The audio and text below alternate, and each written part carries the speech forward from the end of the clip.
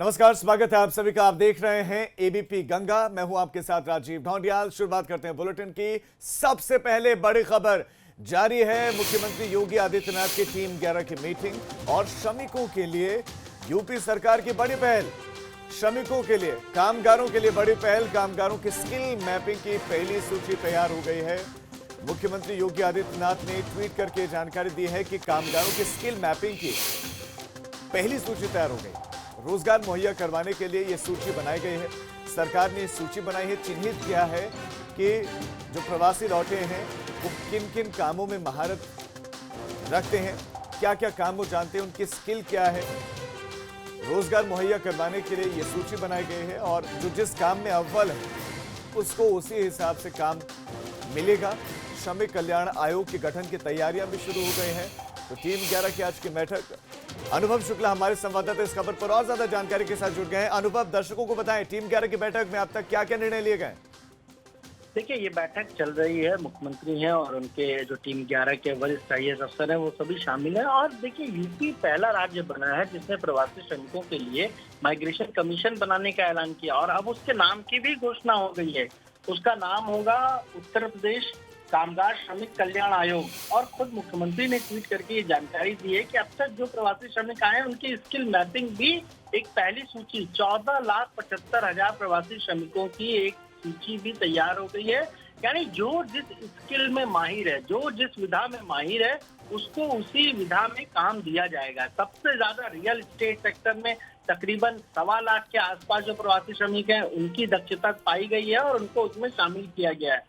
इसी तरह home decorator, फिर हम कहें तो जो प्लम्बर्स हैं, जो ब्यूटिशियन का काम करते हैं, या फिर जो ड्राइवर है हो सकते हैं, या जो गार्ड हो सकते हैं, उन सभी की एक लिस्ट बनाई गई है और इसी की मुख्यमंत्री ने ट्वीट करके जानकारी दी है। अब इस पर चर्चा हो रही है कि कैसे इनको रजिस्ट्रेशन कराना है, कैसे इनका इन्वॉल्वमेंट इन सारी चीजों में होना है। अनुभव, ये जो लिस्ट है 14 लाख के करीब की आप लिस्ट बता रहे हैं, ये कब तक सामने आ सकती है और लिस्ट आने के बाद इनको रोजगार मिलना कब से शुरू हो सकता है? इस पर क्या प्लानिंग है? देखिए, इसी पर चर्चा चल रही है कि किस तरीके से रोजगार दिया जाएगा। क्या ये जो माइग्रेशन कमीशन बनाया, या हम कहें कि कामगार श्रमिक कल्याण आयोग बनाया है, इसमें लोगों को रजिस्टर कराना पड़ेगा और वो जगह जगह ऑफिसों में जो प्रवासी श्रमिक है उनको उनकी स्किल के मुताबिक वो नौकरी दिलाने का काम करेगा ये आयोग। और इन्हीं सारी चीजों पर चर्चा हो रही है। लेकिन सबकी डिटेल जो ली गई थी उसमें तकरीबन 14,75,000 जो प्रवासी श्रमिक हैं उनकी कार्य दक्षता को देखते हुए अलग अलग कैटेगरी बनाई गई है और उसमें उनको शामिल किया गया है। जल्द से जल्द सरकार की कोशिश है कि बेहद जल्द जो है इन लोगों को अब जो रोजगार है उससे जोड़ दिया जाए। जी अनुभव, आपका इस तमाम जानकारी के लिए धन्यवाद। आप नजर बनाए रखें, अपडेट आपसे लेते रहेंगे क्योंकि बैठक इस वक्त चल रही है। मुख्यमंत्री ने ट्वीट भी कर दिया है और दक्षता के हिसाब से काम मिलेगा। आप आईटी सेक्टर में से जुड़े हुए कितने हैं, रियल एस्टेट से जुड़े हुए कितने हैं, कितने ड्राइवर्स हैं, कितने दूसरे क्षेत्रों से जुड़े हुए हैं, वो कैटेगराइज किया गया है सभी को और उसी अनुरूप उनको जॉब देने की तैयारी है योगी सरकार की।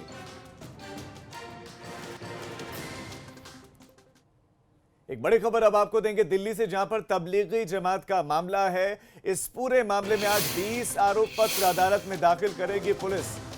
तबलीगी जमात का मामला है कि लॉकडाउन के दरमियान जमात चल रही थी, कई देशों के लोग निजामुद्दीन के इस मरकज में रुके हुए थे और इसी मामले में 20 आरोप पत्र आज अदालत में पुलिस दाखिल करेगी। 83 विदेशी नागरिकों के खिलाफ यह आरोप पत्र पेश होगा। साकेत कोर्ट में आरोप पत्र पेश किया जाएगा। सभी के खिलाफ ऑनर एक्ट के तहत चार्जशीट दाखिल की जाएगी। साकेत कोर्ट में दोपहर 2 बजे यह चार्जशीट पेश होने वाली है। तो जो विदेशी जमाती टूरिस्ट वीजा पर आए लेकिन यहां पर धार्मिक गतिविधियों में दिखाई दिए, जबकि धार्मिक गतिविधियों के लिए आपको अलग से वीजा लेना होता है, तो वीजा नियमों का उल्लंघन किया, वीजा नियमों का उल्लंघन हुआ है। तो ऐसे में इस मामले को बहुत गंभीरता से लिया जा रहा है। अब आज चार्जशीट दाखिल की जाएगी। हमारे साथ हमारे वरिष्ठ संवाददाता ओपी तिवारी जी जुड़ गए हैं। इस खबर से जुड़ी हुई जो कुछ भी जानकारियां आपके पास हैं, आप दर्शकों को दें। देखिए, मैं आपको बता दूं कि दिल्ली पुलिस आज कुल 20 चार्जशीट कोर्ट में दाखिल करने जा रही है और ये 20 चार्जशीट 83 विदेशी नागरिकों के खिलाफ है। जिन देशों के नागरिकों के खिलाफ एक चार्जशीट दाखिल की जा रही है उसमें सऊदी अरब, चीन, America, Ukraine, Philippines, Brazil, Australia, Afghanistan, रूस, Morocco, France, Egypt, Malaysia, Tunisia और जॉर्डन के नागरिक शामिल हैं। और इन सभी के खिलाफ फॉर्मर एक्ट के तहत ये चार्जशीट दाखिल की जा रही है। इन सभी पर आरोप है कि इन लोगों ने वीजा अधिनियम की शर्तों का उल्लंघन किया और सही जानकारी सरकार को नहीं दी। ये भी ध्यान रहे कि ये सारे लोग तबलीगी मरकज की जमात में शामिल होने के लिए भारत आए थे और यह भी आरोप है कि इनमें से अनेक लोगों को कोरोना था, जिसके चलते दूसरे लोगों में भी कोरोना की बीमारी फैली। और जब तबलीगी मरकज के अंदर एजेंसियों ने छापा मारा और उसमें बाहर निकाला गया लोगों को, तो उसमें भी सैकड़ों जमाती शामिल थे। इसके अलावा ये विदेशी जमाती देश में विभिन्न स्थानों पर चले गए थे। अब दिल्ली पुलिस ने इन सभी को आइडेंटिफाइड कर लिया है और आज से आरोप पत्र का दौर शुरू हो गया है। क्योंकि 83 विदेशी नागरिक हैं, तो क्या उन देशों को भी सूचित कर दिया गया जिन जिन देशों के रहने वाले?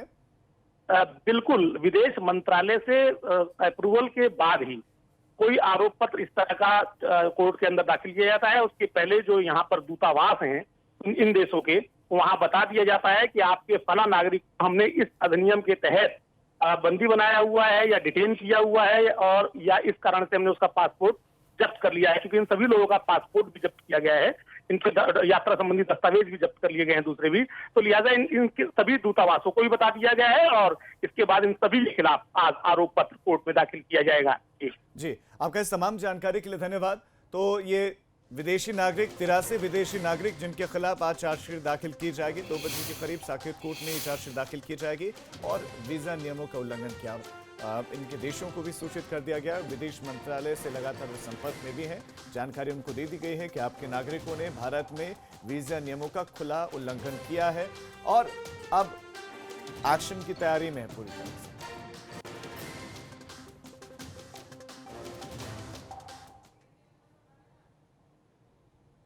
खबर अब लखीमपुर खीरी से, जहां पर अवैध खनन की ट्रैक्टर ट्रॉली पकड़ी गई है। लखीमपुर खीरी में यह कार्रवाई हुई है। अवैध खनन की ट्रैक्टर ट्रॉली पकड़ी गई है। ट्रैक्टर ट्रॉली के साथ 2 चालक गिरफ्तार किए गए। अवैध खनन का कारोबार भी धड़ल्ले से चल रहा है। ट्रैक्टर ट्रॉली का पकड़ा जाना यानी इस बात का प्रमाण कि अवैध खनन का काम चल रहा है। ट्रैक्टर ट्रॉली के साथ 2 चालक गिरफ्तार किए गए हैं। 500 ट्रॉली डंप बालू बरामद किया गया है। 500 ट्रॉली डंप बालू बरामद किया गया यहां से।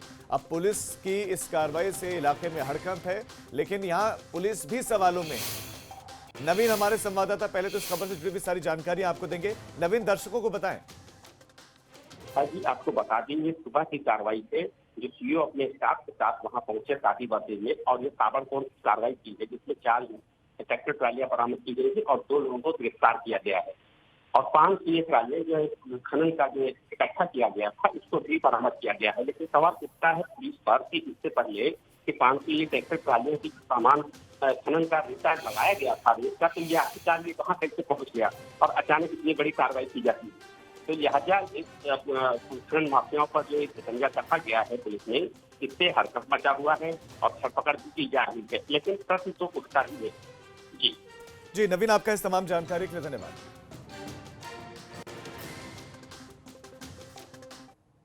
और अब सीधे आपको कांग्रेस के प्रेस कॉन्फ्रेंस में ले चलते हैं। योगी आदित्यनाथ जी का जो बयान आया था गैर जिम्मेदाराना, उस पे राज्यसभा सांसद और वरिष्ठ कांग्रेस नेता आदरणीय पीएल पुनिया जी उस पे आपसे वार्ता करेंगे। उत्तर प्रदेश कांग्रेस कमेटी के सीएलपी लीडर और एमएलए आराधना मिश्रा और मोहना जी आपसे वार्ता करेंगे और हमारे साथ डॉक्टर जियाराम वर्मा जी हैं जो कोरोना से जुड़े जो भी डाटा उत्तर प्रदेश की सरकार रोजाना एक झूठ के तौर पे फैला रही है उस पे आप लोगों से सबसे। तो प्रेस कॉन्फ्रेंस चल रही है इस वक्त। इस प्रेस कॉन्फ्रेंस जैसे वो बोलना शुरू होंगे तो हम आपको फिर से लिए चलेंगे। तो कांग्रेस के प्रेस कॉन्फ्रेंस फिलहाल अब आगे बढ़ रहे हैं। उन्नाव में आज 13 हत्याकांड से हड़कंप मच गया। हत्याकांड की सूचना पर जिले के आला अधिकारी मौके पर पहुंचे।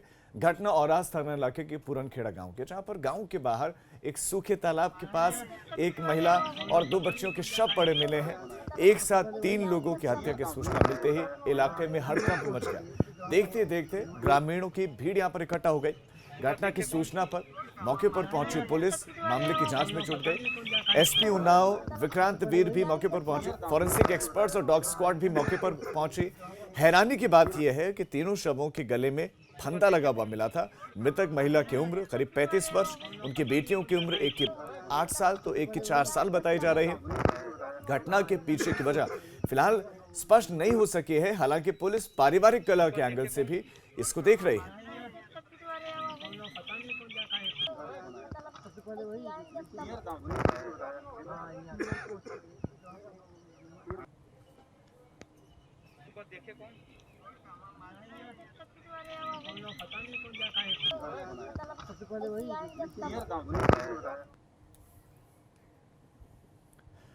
खबर इस वक्त मथुरा से एक बड़ी मिल रही है। कोरोना काल में दरोगाओं का तबादला हुआ है। मथुरा में ये फेरबदल, ये बदलाव देखने को मिला है। कोरोना काल में जब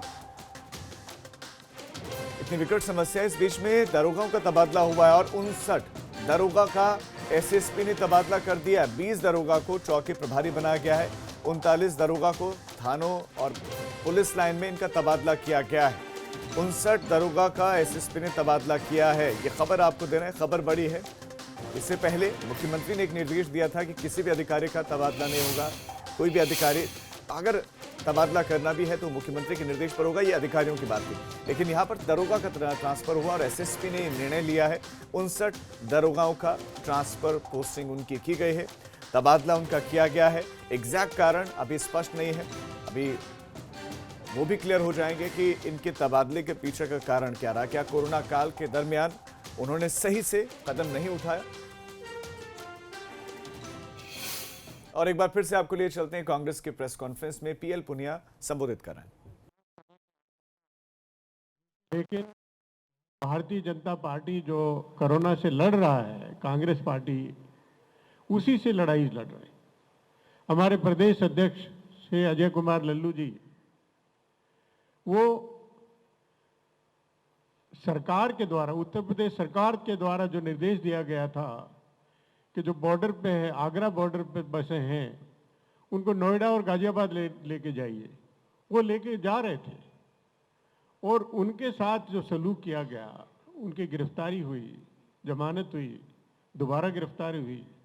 आज 7-8 दिन से वो जेल में है। जो उनके साथ व्यवहार किया जा रहा है, एक अपराधियों की तरह से व्यवहार किया जा रहा है। लोगों को मिलने नहीं दिया जा रहा है। वकील से जो मुलाकात है उसमें अड़चने पैदा की जा रही हैं। तो ये दुर्भाग्य की बात है। हमारे ये बहुत प्रबल मांग है कि उनको तत्काल रिहा किया जाना चाहिए और भारतीय जनता पार्टी और ये सरकार जो इस तरह का जो खेल खेल रही है उसको तत्काल बंद होना चाहिए। ये देश हित में नहीं है, राष्ट्र हित में नहीं है। प्रजातंत्र में हर एक की अपना महत्व है और विशेष रूप से जो प्रतिपक्ष है उसकी अहम भूमिका होती है। तो इसको नज़रअंदाज उत्तर प्रदेश सरकार, योगी जी ना करें, ये उनको सलाह है। और आज संभवतः उसकी सुनवाई है, तो एक गरिमा रखते हुए वहाँ पर कोर्ट में उसकी जमानत कराने में अपनी मदद करें। और ये भी बस स्पष्ट कर देना चाहते हैं कि जो प्रारंभ किया है इन्होंने, जो सिलसिला, ये सिलसिला और अगर बहुत आगे बढ़ेगा तो उसके लिए हमारा प्रजातंत्र को खतरा है, रहेगा। तो इसलिए अनुरोध है कि तत्काल हमारे प्रदेश अध्यक्ष श्री अजय कुमार लल्लू जी को रिहा किया जाए।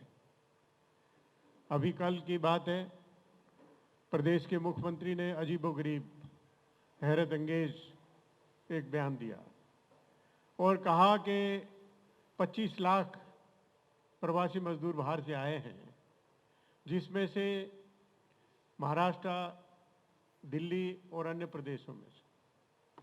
महाराष्ट्र से जो मजदूर आए हैं उनमें से 75% संक्रमित है, कोरोना से संक्रमित है। और दिल्ली से जितने आए हैं उसमें 50% संक्रमित है। अन्य प्रदेश उसमें 20 से 30% वो कोरोना से इन्फेक्टेड है। ये आंकड़े कहाँ से ले आए? प्रदेश सरकार के आंकड़े तो 6228 है और उसको एक प्रमाणिक आंकड़ा मान रहे हैं। ये कौन सी लैब, क्या योगी जी ने अपने व्यक्तिगत कोई घर पे लैब खोली है जिससे सब आंकड़े इकट्ठे कर लिए, कि किस प्रदेश से आने वाले कितने संक्रमित हैं और 25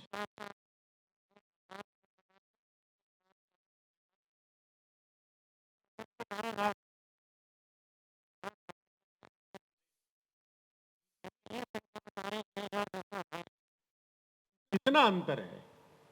एक आतंक का माहौल, सनसनीखेज बयान कि पूरा प्रदेश में कोरोना के संक्रमित लोग घुस गए हैं और वो तबाही मचाएंगे।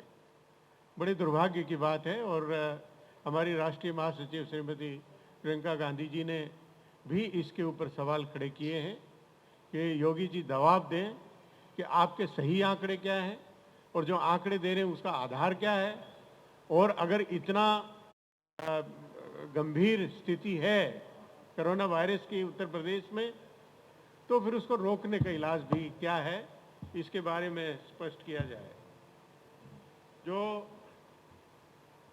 मजदूरों के बारे में जो राजनीति कर रहे हैं, जो हो रही है, उसके बारे में बस स्पष्ट करना चाहूँगा कि जो अपना प्रदेश छोड़कर अगर दूसरे प्रदेश में कोई जाता है तो क्यों जाता है। एक तो ये है कि जो रोजगार है, लेकिन उससे बेहतर रोजगार के लिए वो दूसरे प्रदेश में जाता है, और दूसरा उनको रोजगार नहीं है, कोई रोजगार का साधन नहीं है, उनके पास जमीन नहीं है, जो छोटा मोटा व्यवसाय होता है, दुकान होती है, वो भी नहीं है, तो वो अन्य प्रदेशों में रोजगार ढूंढने के लिए जाता है।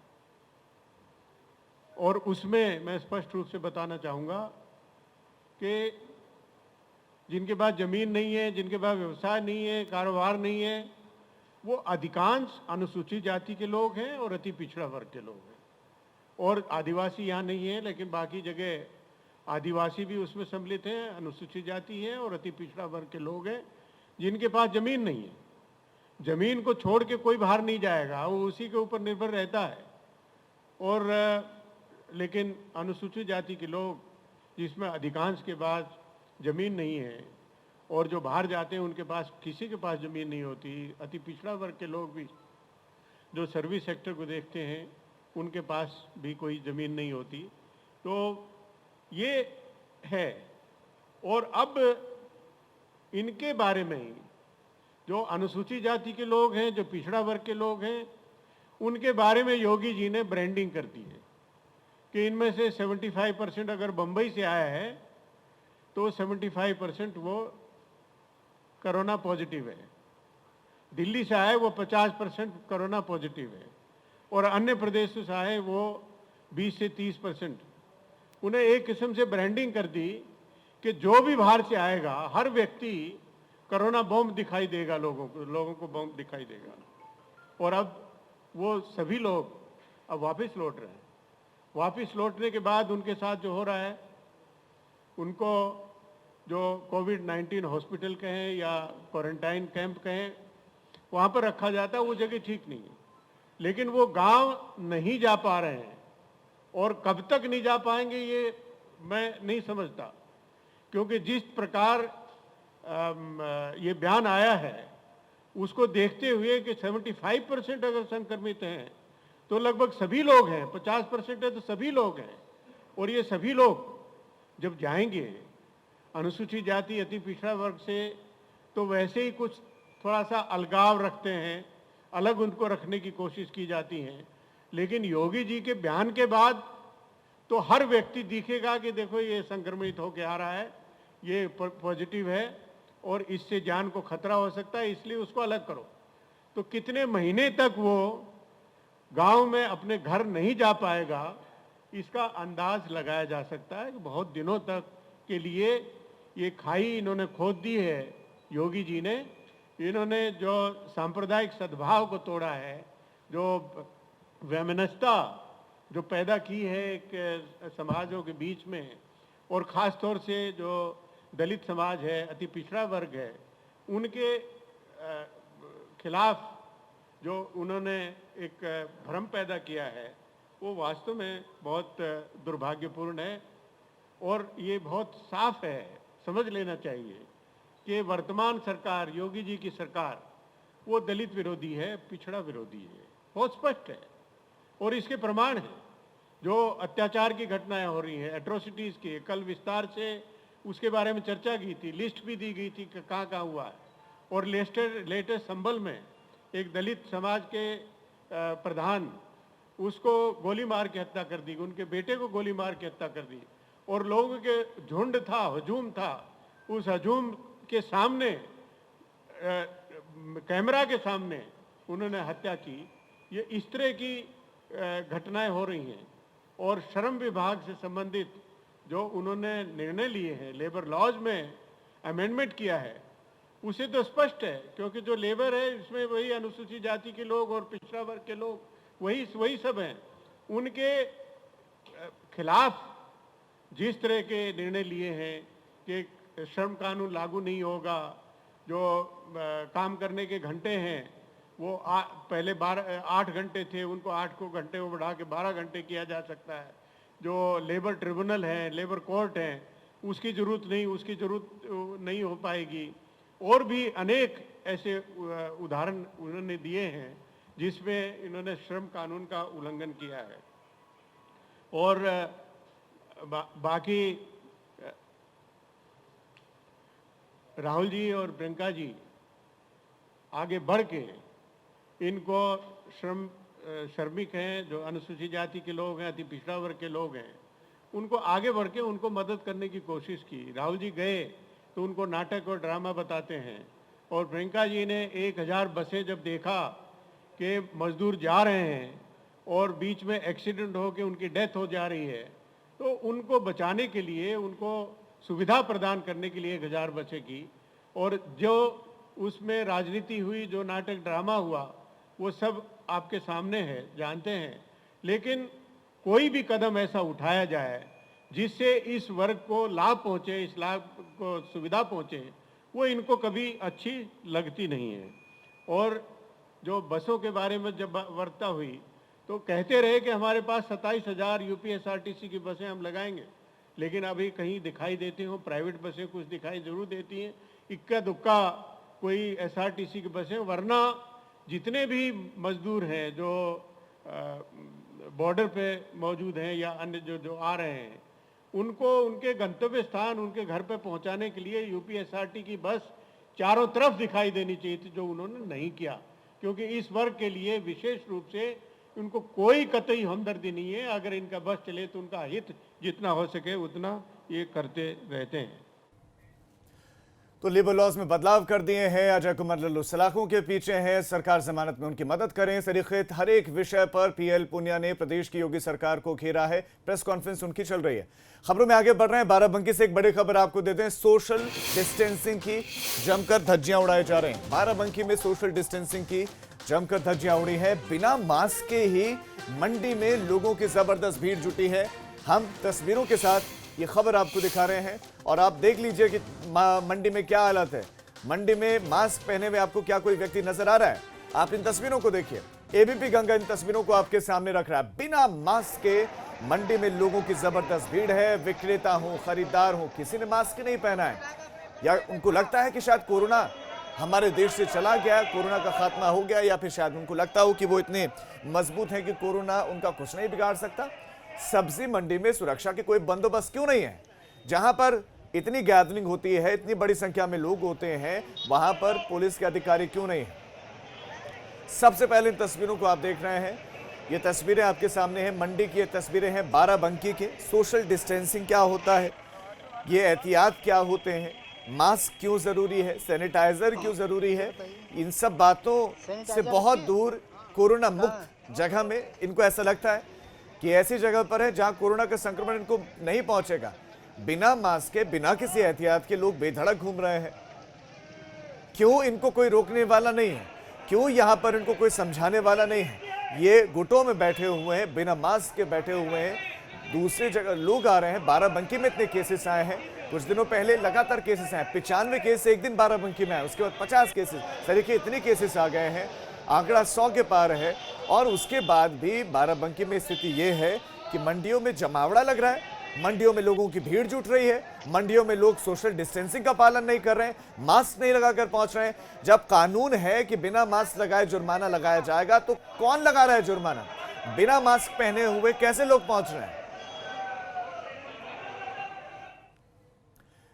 तो इस बुलेटिन में फिलहाल इतना ही, लेकिन उत्तर प्रदेश और उत्तराखंड की तमाम खबरों के लिए आप देखते रहिए एबीपी गंगा, खबर आपकी, जुबान आपकी।